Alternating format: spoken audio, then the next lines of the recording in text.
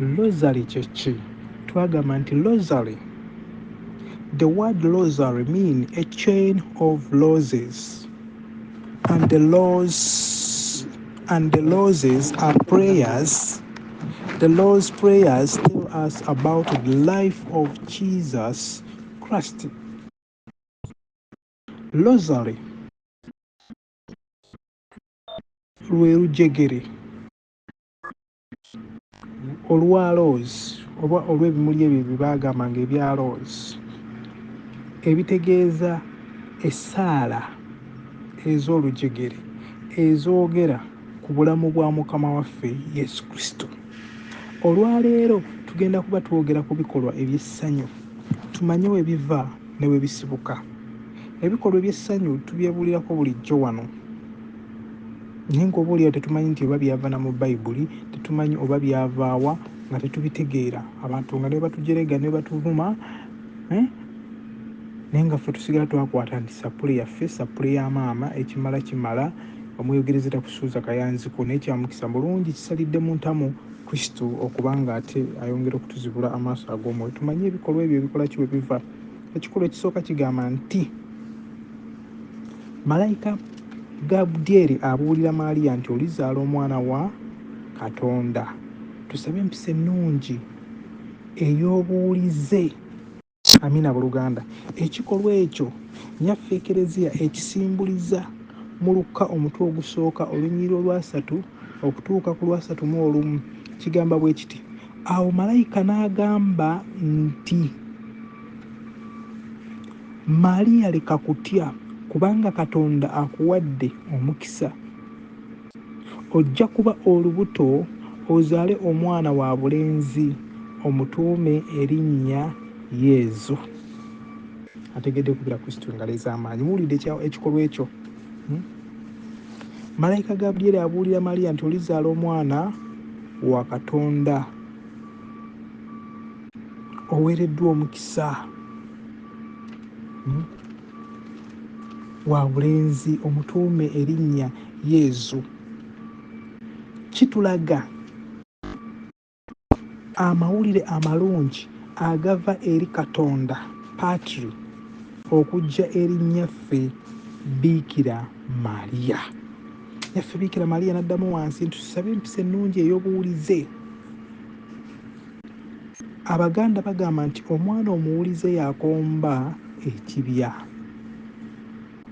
Amina buluganda. Teri agenda kwenyumiriza mu kigambo kya Katonda na kusanyuka mu bwakabaka bwa Katonda nga si muwulize eri Katonda. Alina kubanga muwulize era mwetwaze mu mwoyo. Kristo yatugamba mube ng'abaana abato, nga mufugibwa ng'abaana abato bafugibwa bazadde baabwe, awo mujja okuwangula obwakabaka obw'omu ggulu. Amiina. Asuubire nti tukitegedde. Ebikolwa eby'essanyu, ekikolwa ekyokubiri kigamba nti nnyaffe Biikira Maaliya akyalira Erizabeeti muganda we. Ekikolwa ekyo ekya sappule kisimbulizibwa bulijjo mu Luka omutwe ogusooka olunyiriri olwa39 okutuuka ku lwa41 nga kisoma bwe kiti. Njagala tukiwulirize. Mu nnaku ezo Maaliya n'asituka n'alaga mangu mu nsi ey'ensozi mu kibuga eky'omu Buyudaaya, n'ayingira mu nnyumba ya Zaakaliya n'alamusa Erizabeeti. Awo olwatuuka Erizabeeti we yawulira Maaliya ng'amulamusa, omwana n'azannya mu lubuto lwa Erizabeeti. Erizabeeti n'ajjuzibwa Mwoyo Mutuukirivu. Amiina. Ekikolwa ekya sappule ku bikolwa eby'essanyu we kisimbulizibwa nti nnyaffe Biikira Maaliya akyalira Erizabeeti muganda we. Nnyaffe Biikira Maaliya n'addamu nti tusabe empisa ennungi ey'okukola ki? Ey'okwagalana. Bulijjo wakati mu bulamu bwaffe buno obw'ensi n'obw'omwoyo tulina okwagalana, okukyalira bannaffe, okubasuulira omwoyo. Bw'oba tosobodde kukyala n'okubirako okuboowako essimu ffe abali ku mawanga n'obuuza ku maama wo, ku kitaawo, ku baganda bo, kabonero ka kwagala, kubanga okwagala kujjuna byonna. Yesu Kristo yakola ki? Yatwagala. Amina buluganda. Tulabye nnyaffe Biikira Maaliya ng'akyala ewa Erizabeeti. Ng'omuzadde omulungi ow'ekisa yakola ekikolwa eky'okwagala we yakyalira Erizabeeti muganda we. Tuwulidde bulungi mu byawandiikibwa nti nnyaffe Biikira Maaliya we yakyala ewa Erizabeeti, Erizabeeti n'awulira eddoboozi lya Maliya. Immediately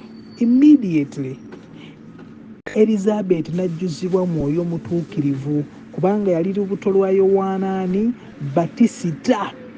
Ategedde okubira Kristo engalo ez'amaanyi. Ekivvuunulwa nti nnyaffe Biikira Maaliya singa teyakikola ekikolwa eky'okwagala n'akyalira Erizabeeti muganda we, nnyaffe Erizabeeti teyalijjuziddwa Mwoyo Mutuukirivu.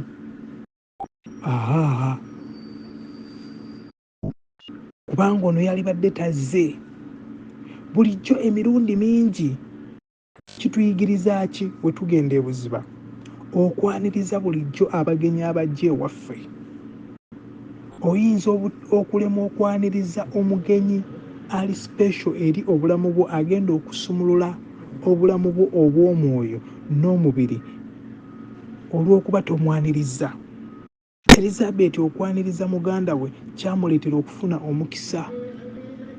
Yowaana Batisita ali mu lubuto n'ajjuzibwa amaanyi ga Mwoyo Mutuukirivu. Kyova olaba nnyaffe Eklezia bwe beesomesa egamba nti nnyaffe Biikira Maaliya yasooka okufuna Mwoyo Mutuukirivu nga n'abatume tebannakola ki? Tebannamufuna, nga bakisimbuliza okuva wano. Nti bwe yalinnya obulinnya mu kigere kye mu luggya lwa Erizabeeti ne wabaawo enjawulo, kubanga Omwoyo w'Omukama atuuse. Divine connection zitandika okuba nga zitambula. Tuyige okwaniriza abagenyi, tuyige okusanyukira abantu, tuyige okufaayo, okukyalira ku bannaffe, ku baganda baffe n'abatali baganda baffe, n'emikwano gyaffe tugikyalire. Tukyalire abalwadde abali e Mulago, abali mu makomera. Kabonero ka kwagala. Amiina. Kino nnyaffe Maaliya akitulaga. Katonda asobola okuleeta eddagala erikuwonya ewuwo ng'obadde mulwadde muyi, olw'omuntu oyo abazze n'agamba ekirwadde ekimuwonya ekimuluma kye kino nti kyangu nnyo, munoga akalagala bwe kati ne bwe kati, mukamuyengera anywe. Tekuliko nabyo nzira naki, ne bakakuyengera n'okola ki? N'onywa. Amiina. N'onywa n'owonyezebwa. Oba omuntu n'ajja n'akuteekako omukono n'akusabira n'owonyezebwa. Amiina. Ye nnyaffe Biikira Maaliya we yajja eri Erizabeeti n'asumululwa n'ajjuzibwa amaanyi ga Mwoyo Mutuukirivu, Yowaana Batisita, okusobola okuba ng'agenda okukola omulimu ogw'okulangirira ekigambo kya Katonda, ng'alangirira Mukama waffe Yesu Kristo agenda okujja eri ensi aginunule. Amiina. Diyu kopi. Ategedde kubira Kristo engalo ez'amaanyi. Ekikolwa ekyokusatu kigamba nti nnyaffe Biikira Maaliya azaala Yesu Kristo e Beeterehemu mu kisibo ky'ente. Tusabe empisa ennungi ey'okugumiikiriza mu bwavu. Amiina buluganda. Ekikolwa kino kisimbulizibwa mu Lukka omutwe ogwokubiri olunyiriri olw'omukaaga okutuuka ku lunyiriri olw'omusanvu, olugamba bwe luti: era bwe baali bali eyo ennaku ez'okuzaala ne zituuka, n'azaala omwana we omuggulanda wa bulenzi, n'amubikka mu bugoye, n'amuzizika mu manvu ebisolo mwe byaliira, kubanga mu nnyumba y'abagenyi teyafunamu kifo. Ekikolwa eky'essanyu awo wekiva. Ekyokusatu, kitulaga embeera nnyaffe Biikira Maaliya gye yalimu ne Yozefu, nti newaakubadde mu nnyumba y'abagenyi tebaafunamu kifo mwazaalira mwana, tekyamugaana kuzaala mwana, kubanga obudde obw'okuzaala omulokozi bwali bukoze ki? Butuuse. Yaffe Biikira Maaliya n'atugamba nti tusabe empisa ennungi ey'okugumiikiriza mu bwavu. Kino kitutwalawa abaana ab'omulembe guno, ti newaakubadde nnyaffe Biikira Maaliya yali mwavu oba ne Yozefu yali mwavu, tekyabajjaako kwagala kwa Katonda, tekyabajjaako kisa kya Katonda, era tekyamugaana kuzaala Mukama waffe Yesu Kristo. Amiina. Akitegedde kubira Kristo engalo ezaamu. Ekikolwa ne kigamba, naffe Biikira n'addamu nti tugume tusabe empisa ennungi y'okugumiikiriza mu bwavu, ti newaakubadde nga tuli baavu, omwami n'omukyala, tuleme kukola abortion, kuggyamu mbuto, kubanga mukyala wange afunye olubuto mwavu, sijja kusobola kululabirira, sirina mulimu. Nedda. Ekirabo Katonda ky'aba akuwadde aba akikuwadde eky'omwana ng'ajja kusobola okumulabirira, okumuliisa n'okumukuza. Gw'oliwo okukuuma mwana oyo, okumutuusa eyo gy'alina okulaga, akole by'ateekeddwa okukola. Omukama amukuteresa buki? Buteresa. Na bwe kityo tokkirizibwa kukola abortion, tokkirizibwa kutta mwana wo kubanga muli baavu, toggwamu ssuubi kubanga oli mwavu, teweemulugunya kubanga oli mwavu, kubanga yakutonda akumanyi, yakumanya nga tonnajja na mu lubuto lwa nnyoko. Watugamba mu Yeremiya ekikola ekisooka olunyiriri olwokutaano. Amina mu Luganda. Bulijjo ekikola kino kitunyweza mu kukkiriza, bulamu obw'omwoyo obw'okukkiriza n'embeera zonna ze tuyitamu ez'obwavu n'ennaku n'ez'okusoomoozebwa, nga tusiga tugamba nti Kristo ye Mukama. Amiina. Kino kitujjukiza Zabbuli 46 olunyiriri olusooka. Amina mu Luganda. Olunyiriri olukola ki? Olusooka. Nabwe kityo tuleme kwemulugunya bulijjo, wabula tusigale nga tuyimiridde mu kwagala kwani? Mu kwagala kwa Katonda. Zabbuli 46 etugamba bulijjo olunyiriri olusooka nti Katonda kye kiddukiro kyaffe, ge maanyi gaffe, bulijjo yatuteeseza, bulijjo yeeteeseteese. Gwe okufuna olubuto si kisa kyo, wabula kwagala kwa Katonda, kubanga yatuteeseza kye tujja okuba ne kye tujja okutuukako ne kye tujja okukola. Okufuna omwana kwali kuteesa kwa Katonda na kwagala kwa Katonda. Bangi abalina abasajja n'abakyala naye nga tebazaala, tebafuna mwana, kubanga okuteesa kwa Katonda tekunnakkiriza. Ebiro tebinnakola ki? Tebinnatuuka, naye bituuka akola ki? Amukuwa. So tuleme bulijjo okwemulugunya nga tufunye embuto olw'okuba tuli baavu, olw'okuba tetulina ssente, tukole abortion. Nedda. Sigala n'olubuto lwo, Omukama ajja dduwa omukisa. Yaffe Biikira Maaliya asigala n'olubuto lwe, n'alukuza, n'aluzaala. Laba wazaala omulokozi, n'ajja n'annula ensi n'efuna emirembe, n'eva mu kibi. Kati olwaleero ebigambo bye yatuyigiriza, tubuulira njiri mu ssanyu, mu kitiibwa, nga tujaganya, nga tusinza, nga ffena twenyumiriza mu Kristo. Amina mu Luganda. Nabwe kityo tugumiikirize embeera zonna ze tusiŋŋana mu bulamu obw'okusoomoozebwa. Mukama ali wamu naffe. Ekikolwa ekyokuna kigamba nti mu bikolwa eby'essanyu, nnyaffe Biikira Maaliya atwala Yesu Kristo mu Ekereziya okumusingira Katonda naye yennyini okutukuzibwa Amina buluganda. Tusabe empisa ennungi ey'obutuukirivu. Ekikolwa kino wentunuulira ku mysteries oba ku bikolwa batuwa ekyawandiikibwa ekya Luka omutwe ogwokubiri olunyiriro lw'6-7 kyetulabye mu kikolwa ekyokusatu. Naye nze wensoma Bayibuli, simanyi bali kompyuta era, wensoma Bayibuli ndaba ebatwalira Yezu Kristo mu Luka omutwe ogwokubiri olunyiriri olw'22 olugamba nti awo Yozefu ne Maliya bwe baatuusa ennaku ez'okutukuzibwa kwabwe eziragirwa mu mateeka ga Musa, ne batwala omwana Yezu e Yeruzaalemu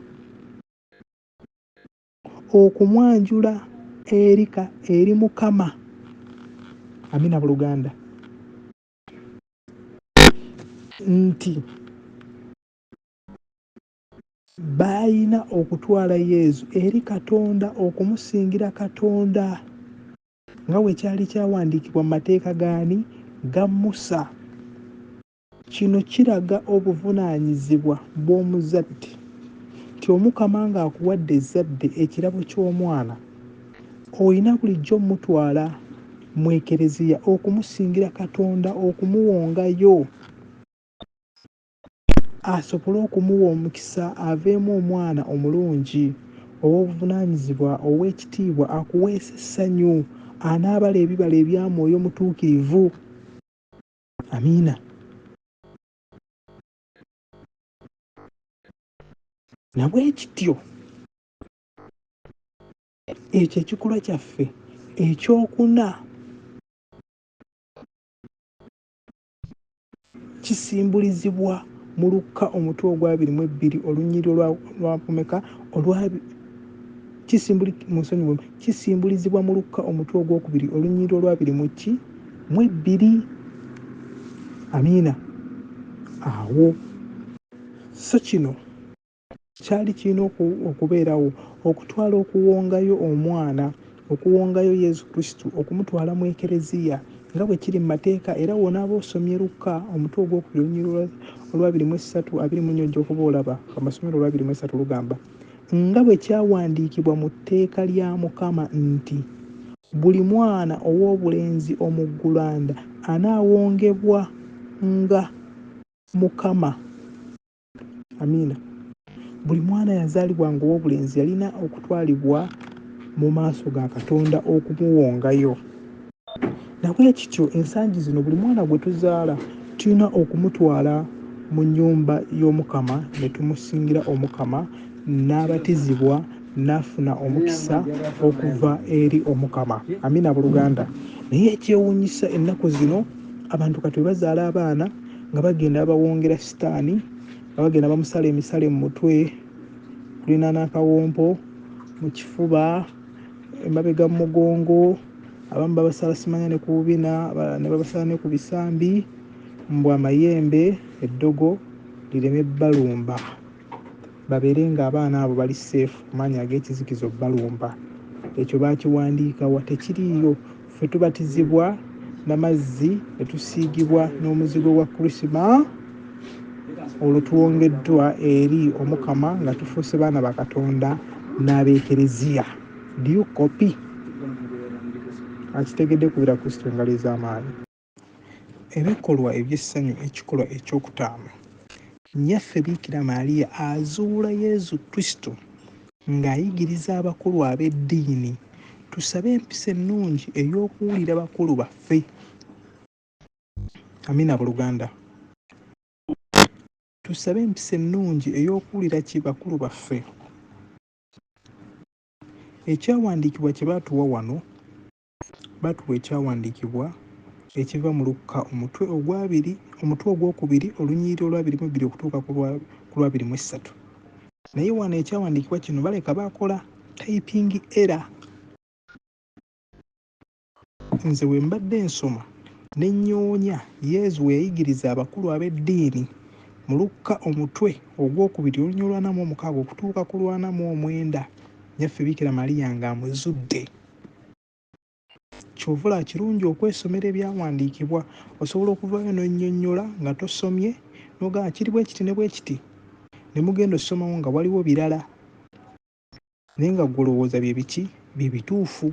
So kirungi okwesomera n'omanya ddala kye nsoma oba kye ŋŋenda okubuulira okusomesa abantu kyekyo. Amiina. Katusome ku kikolwa kino bwe kiva. Lukka omutwe ogwokubiri olunnyiriri lwa 46 okutuuka ku lwa 49 lugambye bwe luti. Waayitawo ennaku 3 ne bamuzuula mu ssinzizo ng'atudde n'abayigirizwa nga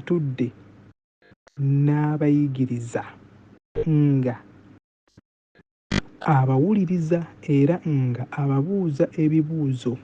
Bonna abaamuwuliriza beewuunya olw'amagezi ge n'okuddamu kwe. Bazadde be bwe baamulaba ne bawuniikirira. Nnyina n'agamba nti, "Mwana wange, lwaki otukoze bw'oti? Kitaawo nange tubadde tukunoonya nga tweraliikiridde." Yesu n'abagamba nti, "Lwaki mubadde munnoonya? Temumanyi nti nteekwa okukola ku bya Kitange?" Amiina. Muwulira ekyawandiikibwa ekyo, misitule ey'okutaano weesimbukuka. Nnyaffe Biikira Maaliya azuula Yezu Kristo ng'ayigiriza abakulu ab'eddiini. Osoma Lukka omutwe ogwokubiri olunnyiriri olwa 46 okutuuka ku lwa 5 kivaayo buki bulungi ekikolwa ekyo. Kristo bwe baali bagenze okulamaga, amiina, nga bagenze okulamaga ku myaka 12 gye yabulira. Bwe baali bagenze okulamaga, Kristo ye n'asigalayo ng'ali n'abayigirizwa abasaserodooti, ng'ali mu babuuza ebibuuzo nga beewuunya olw'amagezi omwana ono g'ayina. Ababuuza kino baddamu kino, ababuuza kiri baddamu kino. Era mu kikolwa kino bwe tusoma ekyawandiikibwa, Kristo alaga Kitaawe ow'omwoyo. Bw'osoma Lukka omutwe ogwokubiri olunnyiriri olwa 49, ye n'abagamba nti, "Lwaki mubadde munnoonya? Temumanyi nti nteekwa okukola ku bya Kitange?" Alaga ku bya Kitaawe Katonda Paatiri, Kitaffe ow'omwoyo. Amiina. Mulaba Yesu nga nnyaffe Eklezia bwe tusomesa nti Yozefu yaliwo nga taata owaki ow'omubiri, naye nga kitaawe wa Kristo omutuufu ye Katonda Paatiri. Oba ntegerekeka bulungi? Kristo akiraga. Era bw'oba osomye ebyawandiikibwa ebyo bikulaga Kristo y'ani. Amiina. Kyova olaba kino kitujjukiza Hebrews 12:9 nti nga bwe tulina bakitaffe ab'oku nsi, bwe tulina ne kitaffe ow'omu ggulu, Katonda Paatiri. Kristo gwe yali ayogerako nga ye akimanyi bazadde be bano ba ku nsi, naye taata we be balina okumukuza okumutuusa ku ekyo kyalina okutuukako, ng'akimanyi taata we omutuufu ye Katonda Paatiri. Kyova olaba yeeyitanga am a son of God. Nze ndi mwana wa Katonda, nze ne Kitange tuli omuntu omu. Bwe tusoma ebyawandiikibwa kino kitugirayo ebyawandiikibwa Yowaana bye yajja akola ki? Ayogera. Amiina. Ekikolwa kigambye nti tuwulirize, tusabe empisa ennungi ey'okuwulira bakulu baffe nti abaana tulina okubeera bulijjo abeetwaze mu maaso g'abazadde, ne tuba bagezi, ne tubeera bamanyi. Bulijjo tubeerenga bateefu era bawulize eri bakadde baffe. Ako nno nako kabonero kakulu. Amiina.